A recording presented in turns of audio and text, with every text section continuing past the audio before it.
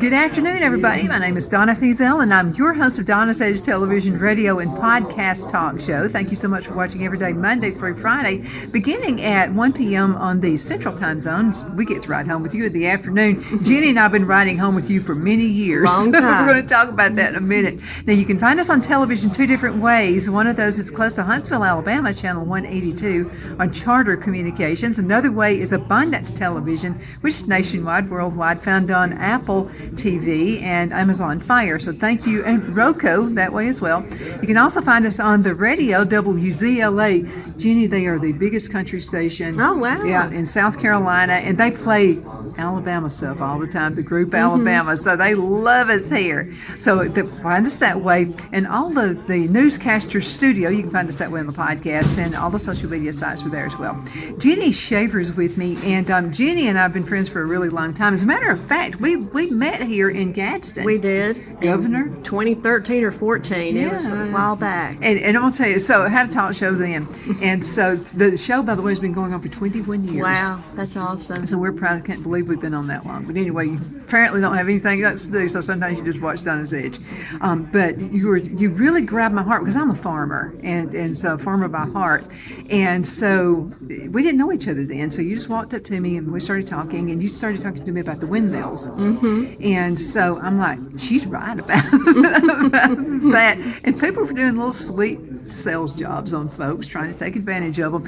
And you were an advocate. You were nowhere near an office then, but you were an advocate about that. And so you and I had some shows, and we were talking about that, and I learned a lot about that. So let's talk about your journey, and because you've been a very successful representative, and so let's talk about that. Well, I actually can trace it back to a teacher that I had in high school, Retha Dill Wynot.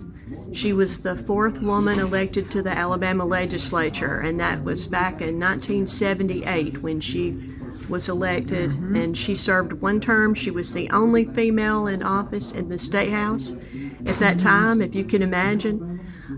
She served the one term, then ran for state auditor, and she lost. So she went back to teaching, but that political loss was our gain. My classmates and I I really didn't realize it at the time, what an impact that she had on me. I didn't look at her and think, I can do that or I want to do that. Mm-hmm. But what I did learn from her that I recall was her inspiring us to be good citizens, to register to vote as soon as you turn 18, to always vote, to know the issues, know the candidates, what they stand for, because these folks are representing you, the people. Mm-hmm. And so you want to choose someone who's like-minded and has the same thought processes, and to make the decisions for you, because elected officials make decisions every day that affect our lives. And so I did that, just Citizen Ginny all my life. As I went to college, got married, raised my family, had my own business, I was Citizen Ginny, being involved. And also then when this thing with the wind turbines came up, that was, in my opinion, a threat to our community and to our ways of life, all in the name of so-called green energy when it's not that green, but it was just somebody wanting to make money off of tax incentives. And so that I was Citizen Ginny, working with other folks to keep that from happening, and other causes as well. And then that just led to me running for office, for which I had no plan to do. It just, that was not on my bingo card, but I felt led to run, so I did, and just finished my second term. So I finished 8 sessions, and I'm running for re-election, and I'm very thankful that I don't have an opponent, so looking forward to the next 4 years and representing my district. Well, let me ask you a question. This is about voting itself, okay? And you probably heard me with another candidate, and I was talking about this, how my dad, Democrat, my mother, Republican, they still voted. And I even quizzed them on that. It's like, why are you doing it? You're canceling each other out. It's a waste of time to do that. But they were so stubborn in their ways that they both know I'm putting my voice in there. And that's exactly right. So you have families that are like that. You know, one's Democrat, one's Republican, and maybe even an independent thrown in there. But getting out to vote, we're having such a problem with folks not even getting. It's like you're not taking advantage of it. It is a pet peeve of mine. Mine too. People are very vocal about their opinions, but yet they don't show up at the polls. Not the majority, and that is a sacred right that we have, that not everybody in the world has, and people literally risk their lives for that opportunity to be able to vote, and then yet we have so many that don't. And I'm sure there's a lot of different reasons why there's such apathy, if people feel like their vote doesn't matter, but it really, really does. I mean, some elections have been won and lost over one vote. So every vote is important, and every voice is important to be shared. So, well, gee, this has been like a couple of decades ago, but a friend of mine was running for office on the Democrat side. I think she was running for mayor, and she didn't win. She lost by like 1 vote, 2 votes, something like that. And she found out that 3 kids didn't vote. oh no! I said, "What was your Thanksgiving like?" Yeah, for real.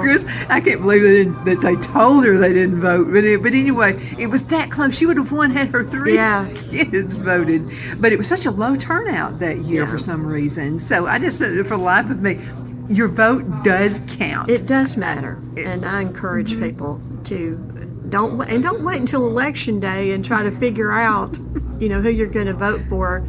I know campaign ads are annoying, and people don't really like you knocking on their door sometimes and things like that. But, as candidates, we're trying to get our message out. We're trying to meet the people, and so they can get to know us and find out what we're about.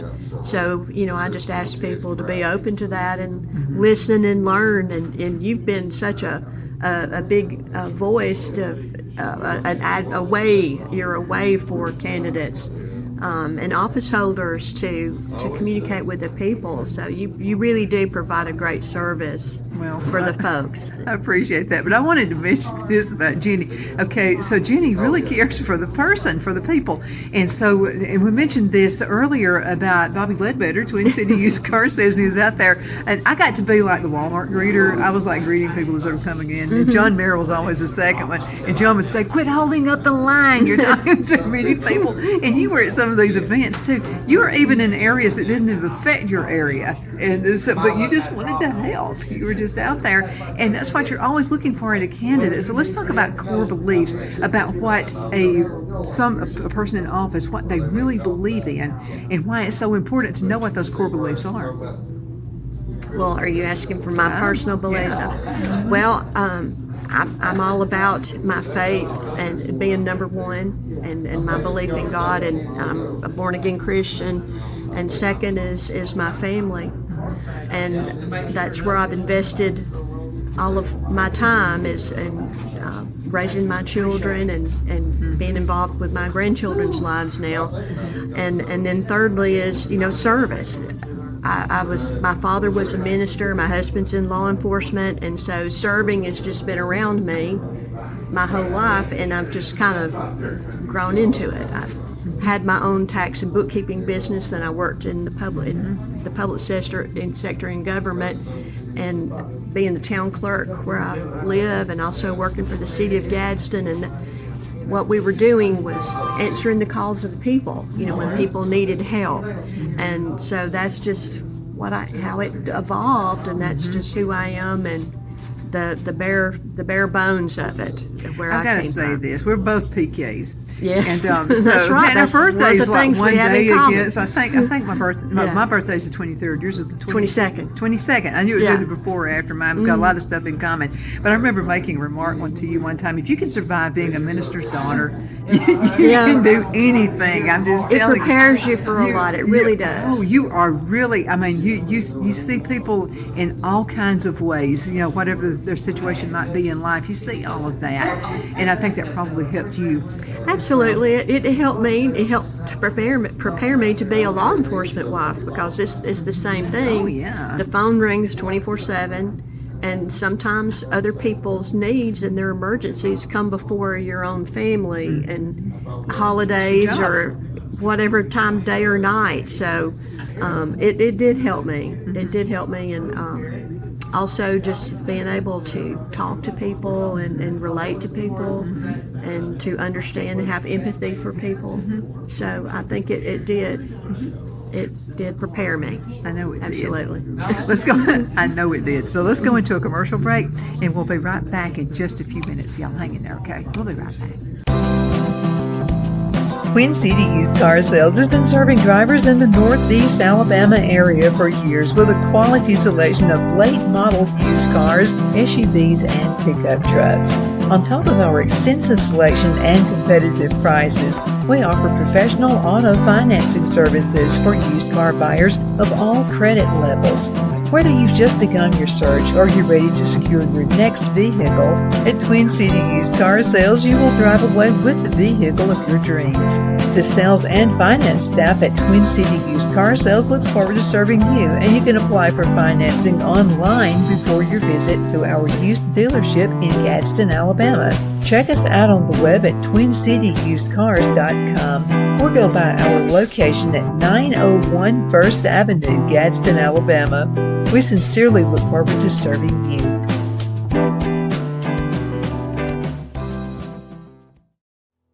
Finding the right home isn't just about bedrooms and square footage. It's about comfort, security, and the feeling you get the moment you walk through the door.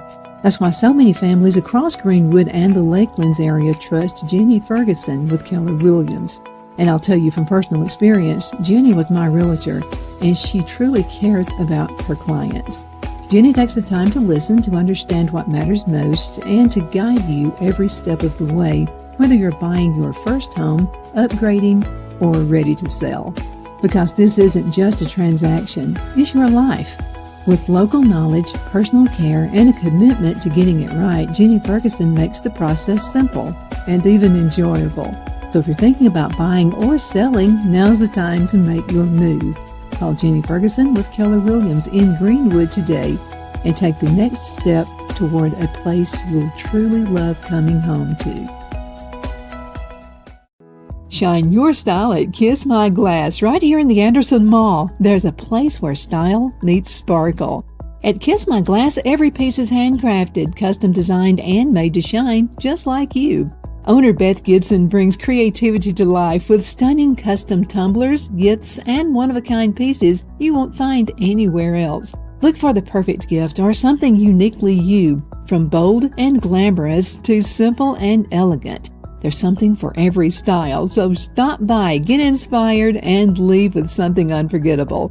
Kiss My Glass inside the Anderson Mall, Anderson, South Carolina, where your sparkle begins. Be sure to check out Kiss My Glass on Facebook for updates and specials and gift ideas.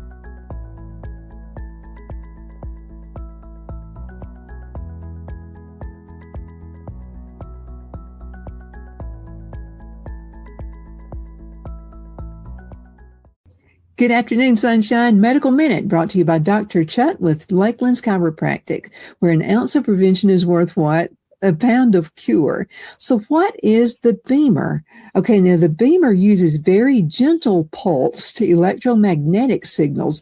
This will stimulate healthy muscles and it supports the temporary blood flow. Now let's talk Beamer and circulation support. Now the Beamer gently supports natural circulation in healthy muscles. Now that's what I call natural health. Thank you so much for watching Your Medical Minute, brought to you by Dr. Chuck. You know who he's with. He's with Lakeland's Chiropractic, where an ounce of prevention is worth what? A pound of cure. I hope you have a super duper awesome rest of the afternoon. You take care. Because of your overwhelming support, our $14.88 MyPillow has been one of the biggest sales in MyPillow history.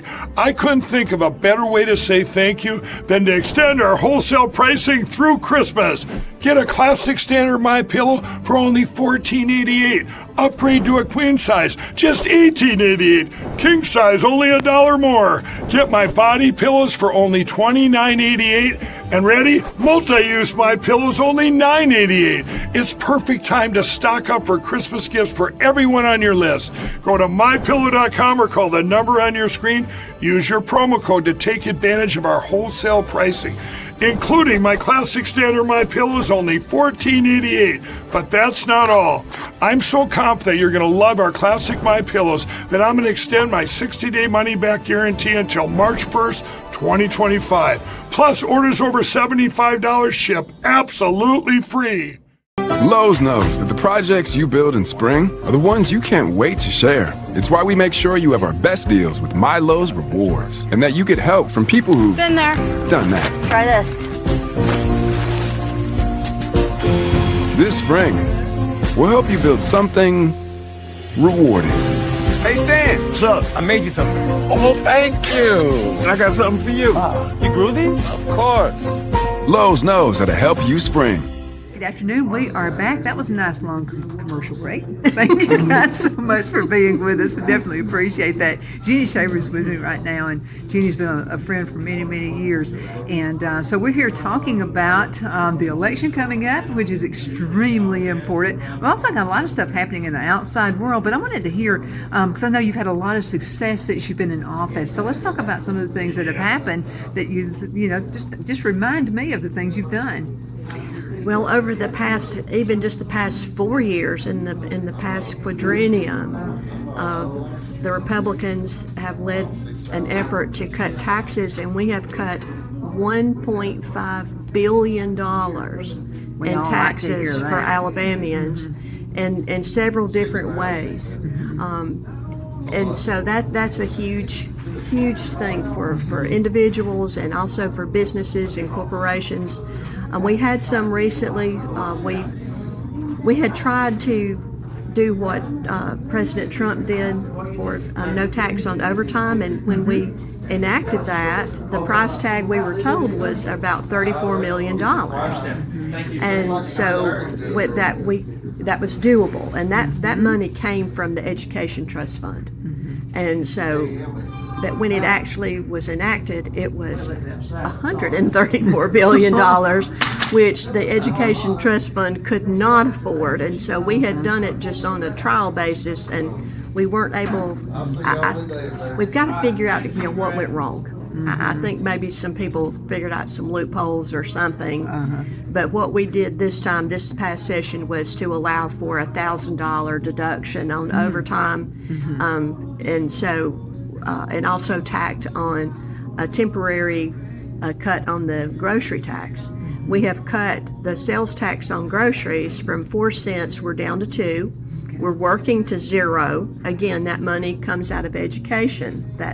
So we're trying to, as the Education Trust Fund grows, then back off on the grocery tax. So we're down to permanently 2 cents. And we went ahead and with gas prices and other things that have jumped up recently, to try to give some immediate relief to all the families, we went ahead and cut the grocery tax. We've had for 2 months. So from May 1st to June 30th, then we're going to have a no tax on groceries. Then it'll go back to the 2 cents until we can get to the markers to be able to get that down. But we've had some remarkable success in improving our infrastructure in the state, and roads and bridges, and getting the internet to every home. We're working on that, which is a necessary utility, if you want to call it that. It's necessary. In this day and time, it's become necessary. So We are on a plan to get the entire state covered, and a lot of strides have been made there. Also, in trying to promote workforce development and trying and getting our kids either educated or trained with a skill whenever they come out of school that they can get a job. We're trying to improve our workforce participation rate. We have so many businesses and industries wanting to come to Alabama. We're trying to facilitate that, but for them to do that, they have to have workers. And so our workforce participation rate is dismal. And why are these people not working? Why they should be working, and why are they not working? And addressing those issues is related to child care, transportation, housing, also healthcare related issues are worked into that. So we're making strides there too. But starting with getting our kids educated or trained with a skill, and working with our community colleges and career tech and the surrounding industries that let us know this is what we need kids to do. Also in healthcare, hospitals, when they need CNAs or nurses or whatever they need, and working with those community colleges around them to develop programs to train folks to get them in the pipeline to work. So there's been so much to happen in such a short period of time that and we're seeing the benefits now, and we'll see them over time. Let's talk about tech jobs and women who are holding some of these tech jobs. I'm telling you, women make the best welders. And I've heard their precision and decision-making time is just, they're just blowing it out. I have been on some construction sites recently, and very surprised at the number of ladies with hard hats on out there welding and working and driving the forklifts and the heavy equipment out there with the guys. So, it's for anybody who wants to learn those skills. Absolutely. I know a lady welder, and she's she used to be I think she retired from it, but she was in close to Snow Street in Oxford, where I grew up. And so, and you probably remember seeing this if you've ever been through the old town part of it. And so she had a business, and she was a welder. But she made jewelry. Oh, wow. And it was like she was selling jewelry all over the country. This is before the internet was out there, and she had a very well-known name out in the world, just all over. And so I was by one time, and she said, I'm telling you, her storefront looked like Tiffany's. It was just beautiful. And she said, "You want to see what the real fun is?" And I said, "Yeah, I want to see where the real nitty-gritty fun is." So she takes me to the back of the store. She had every possible machine you could possibly think of. And she's a little woman in stature. You're thinking, how is she doing all of this? And so she said, "Well, so watch me make a piece." And it was just, everything was like one of a kind. There are so many different things we can do if we just use our imaginations. And she did. She was doing a job that, normally speaking, a guy would do, but she was making jewelry. And then another lady, her last name is Cagle, and she's from the Oxford area as well. So Dad has a company. I think it was welding too. And so it was so fun to watch her work. So she has brothers, and they had no interest in the business whatsoever. And the dad was like, "Well, I guess I'm stuck with her."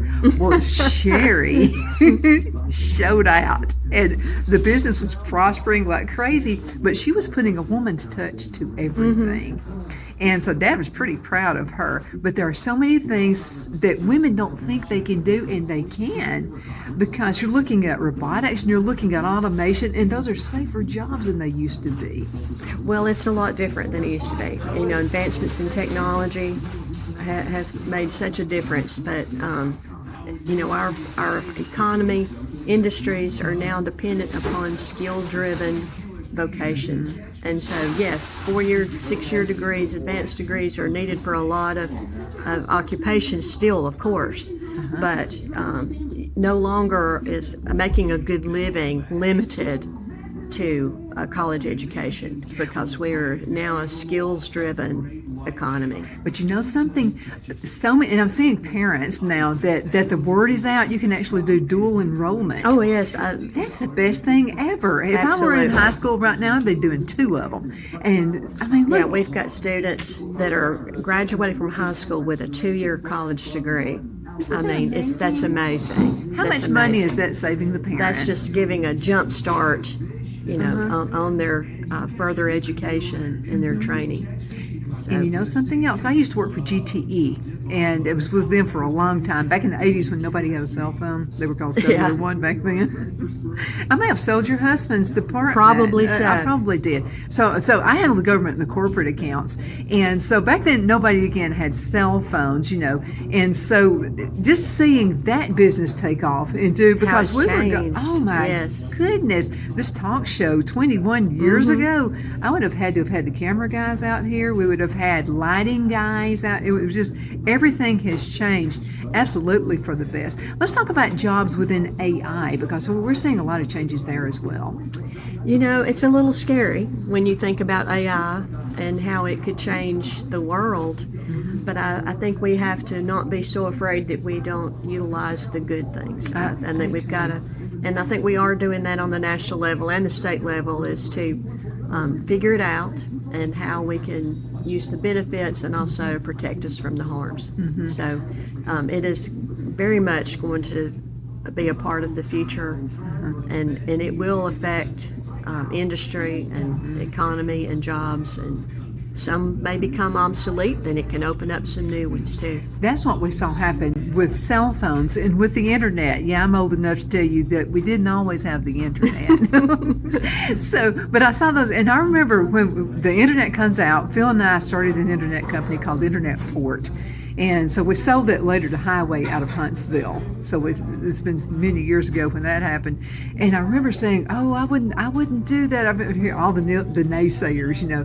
But so many good things have come out of the. I know some rotten things have come out of the internet, just like every industry. Just like everything else. But I'm just going to tell you, I'm really glad we started that company. I learned so much about how to run a business, first of all, and it kind of gave me a head start into the next thing we did, which was the talk show. Well, we are just on the cusp of AI, and so it'll be interesting to see how, just as you say, how the internet changed our lives and our way of doing business in the world, how AI is going to affect that as well. Yeah, well, I had an uncle when I started with Cellular One. I remember him saying he's going to buy those things. Yeah. He won't be caught dead without his cell phone now, by the way. And he was one of the naysayers. Okay, we got a little bit over 3 minutes left. I want to hear what you think the future is for the state of Alabama and with what you do while you're in office. Well, I think our future is bright. We have, over the past 8 years that I have served and working with Governor Ivany during her administration, starting, like I said, with investing in infrastructure and physical infrastructure so that we can support adding jobs and business and industry, and also with manufacturing and being able to get the materials in and the products out. And investing in our workforce, we have made key critical investments, and with incentives to attract people here, that we are set. We are set to just explode and boom. So I'm looking forward to the next administration and how the plans that we have made in the past, how that is going to carry out in the future for Alabama. We have made so many strides in education and bringing up our scores and educational opportunities for our children, and investing in reading and math and the core subjects so that kids can get the foundation they need to be able to learn, and they are just doing so well. We have seen great strides in education. Of course, we still have room to grow, but we're getting there, and I'm hopeful for our future. From the top of the state to the bottom, we have so much in Alabama, and I'm proud of our state. We're not perfect, no, but we have come a long way, and I think we've got a bright future. I think so too, thanks to folks like this who are looking out for you. Thank you so much for being with me, Ginny. It's always a pleasure. By the way, she makes great jam. You did that one on the show one time, and she's really good jam. But thank you so much for everything you've done. Well, and thank you, Donna, for being a friend. I'm always glad to see you. And happy birthday a day ahead. You're a day older than I am. Oh, okay. So you can be the little sister. Yeah. And thank you guys so much for watching. Definitely appreciate it. You can find us on television, Abundance Television, found on Roku, Apple TV, and Amazon Fire. We are syndicated. You can also find us on a television station close to Huntsville, channel 182, and that's on Charter Communications Spectrum. You can find us also on the radio WZLA, and that's a big powerhouse country station out there in South Carolina, and our podcasts on thenewscasters.com. And continue watching us on Facebook and all the social media sites as well. Continue sending email, Donna@donnasedge.com, Donna@donnasedge.com. I love every single email. I read them all. See you later. Bye-bye. Bye-bye.